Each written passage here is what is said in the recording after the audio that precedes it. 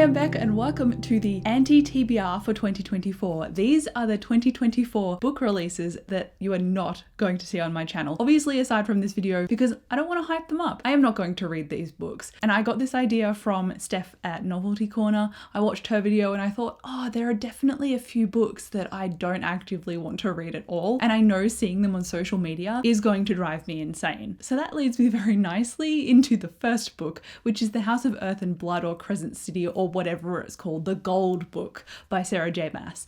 I don't read Sarah J. Maas. I tried her and my reading taste did not align, and every time there is a book release, it just overshadows everything else on Bookstagram, on Book Twitter, on YouTube, and I am just sick of seeing Sarah J. Maas, so I will not be touching this one. Another one that I've seen crop up quite a lot, which is a romance between a werewolf and a vampire. Theoretically a concept that I could get behind, but I don't really like this author's writing, and that is Ali Hazelwood. The book is called Bride, and I tried her romance. I just hated her writing style, and seeing this one floating around a lot and having so many people buy it, talk about it, rave about it, it's giving me a little bit of cringe, I'm not gonna lie. I think I would hate this book just the way that it is written and executed, and so constantly seeing an oversaturation of it is driving me a little crazy as well. I'm not going to touch this one. On this list though, I also have an author that I have read quite a few things from, and I put a video together recently for Tessa Bailey about different releases from her that I'd read, and therefore which ones I would recommend and which ones I wouldn't. And it's safe to say that I feel like I've done my dash for the most part when it comes to Tessa Bailey, because she's got a new book called Fangirl something. It's got a green cover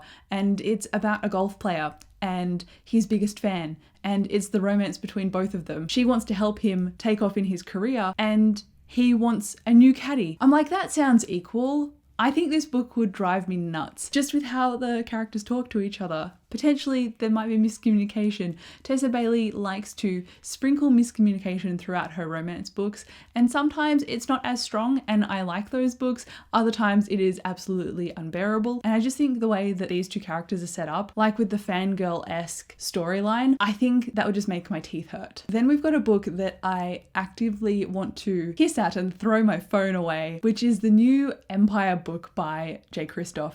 It's the Empire of the Vampire sequel. And I remember 2 years ago reading Empire of the Vampire and being so frustrated by it that I made a whole spoiler vlog about it. And I went back and rewatched it recently, and I was just facepalming and giggling about all of the things that I said frustrated me throughout the entire reading of that book. Granted, it was weird watching me then, because ever since I've had jaw surgery and healed from it, so it feels like a different person was talking about this book that we both hate, but it's just me. So that was a bit of a trip, but I have vehemence whenever I come across this release. His books are not worth the hype. I get so frustrated seeing them constantly on Instagram and just there are always endless special editions of his book as well. So just when I think, it's finally published, people are going to stop talking about it now. No, there's another new edition that is now coming out around the same time, or, in several months' time. So people just carry on talking about it. I'm sick of it. I'm so sick of it. This next one though, I just feel like lukewarm about compared to my frustrations with Empire of the Vampire. And it is January's by Olivia Blake. She is the same author who wrote the Atlas 6 trilogy, and she's come out with this short story collection that has love, magic, betrayal in it. I don't read short stories, and it needs to have consistency and length to it for me to like it. So that's why I liked her Dark Academia series in the Atlas books, but I've got no interest in reading this one. So even though it's attached to an author that I've enjoyed before, no interest in picking this one up, unfortunately. Somehow throughout all of my reading, which has been, literal years of time, I just completely missed the boat on this author, and I have never felt any need whatsoever to catch up, and that is Rainbow Rowell. She's got a book called Slow Dance coming out. Don't know anything about it, don't even remember what the book cover looks like. I think I read maybe Fangirl and maybe Carry On years ago. I'm talking at least a decade, and they just don't stick out in my memory. I just remember actually getting rid of them, donating the books and feeling relieved. So I've got no interest in Rainbow Rowell as an author, no matter what else she brings out, just completely not in the scope of things I'm interested in. What is in the scope of things I am interested in, however, is Brandon Sanderson. I read Skyward and loved it, but then the series just went amazing, okay, terrible, and I'm so disappointed in it, to the point where I'm actively not going to pick up Defiant, which is the fourth and final book in the Skyward series. I refuse. Worst case scenario, I'll look at Wikipedia and see how it ends, but I was just so disappointed by the character voice, the trajectory of the plot, and just how everything was built up in the first book and then was just like put through a sieve for the rest of the series. It was so underwhelming and so different to the tone that he's been writing in. I was so disappointed. His series are usually so much better than that, so I was very angry. So Defiant won't be happening. And then recently I had this book on my TBR Red cart, I think at the beginning of this year actually. I'm talking about The Justice of Kings, and this is a high fantasy book following a character as a mentor figure and then his apprentice, and we're seeing through the eyes of the apprentice as she kind of relives things in her mind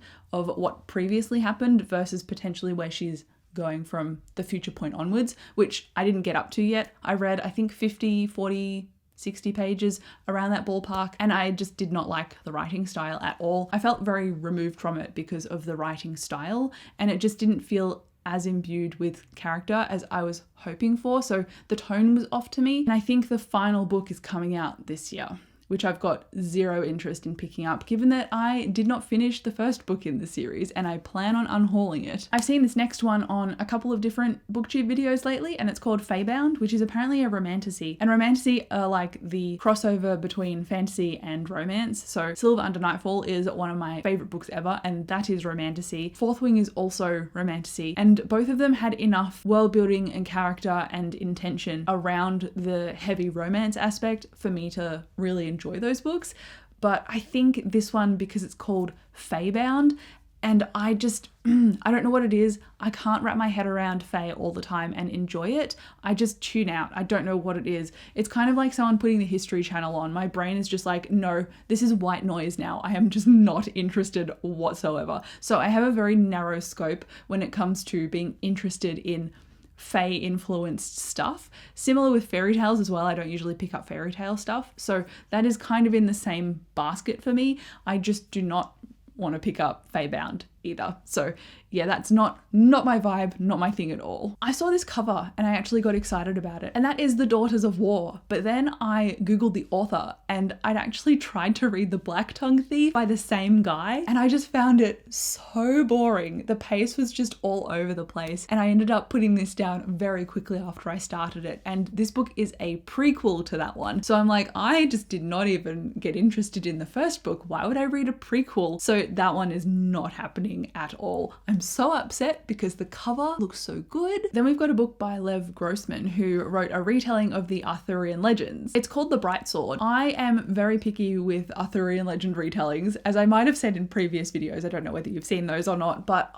it's just really hard for me to pinpoint what books I'm going to actually like that are Arthurian legend retellings. And I think this one will be a bust for me, given that I've tried reading Lev Grossman's Magicians series, and it felt like fantasy trying to be dark academia, but ultimately failing at both. So I'm not going to pick up The Bright Sword because I have basically non-existent standards for this series. Insofar as me going, it's not even a book in my mind. I don't want to think about it. However, I do like cozy fantasy, but again, sometimes what other people are loving is not the same thing that I love. And I think Emily Wilde is one of those authors because, again, she writes about fae and fairies, and I think that's just a little bit too much for me. Her newest book is called Map of the Otherlands, I think, and I don't know if it's a direct sequel or a companion to the other stuff that she's written. When it comes to like slice of life and fae stuff, keep it with the slice of life and like the fantasy rather than the fairy tale. I do like magic systems that have a lot of rules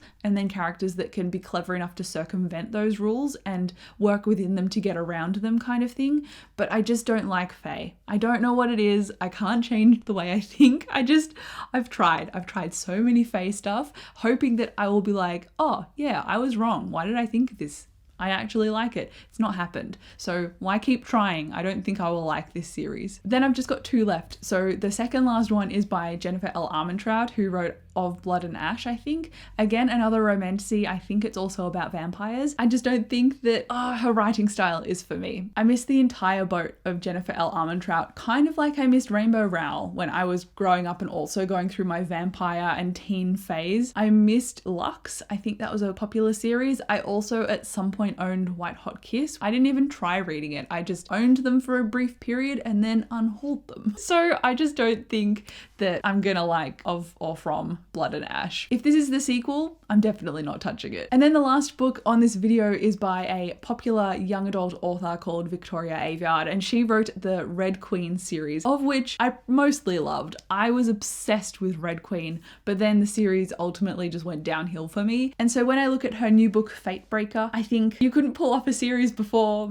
I'm not interested in trying you again. I want to turn my focus onto other things that I know I'm definitely going to love, rather than risking it for the biscuit that might not actually come with Fatebreaker. So I'm putting that one completely aside. You won't see it on my channel, but these are all of the books that I am actively not going to recommend or pick up. Let me know if any of them feature in your anti-TBR list. I would be interested to know, but thank you so much for watching this video. I'll come chat to you down below in the comments, and I'll see you on my next one.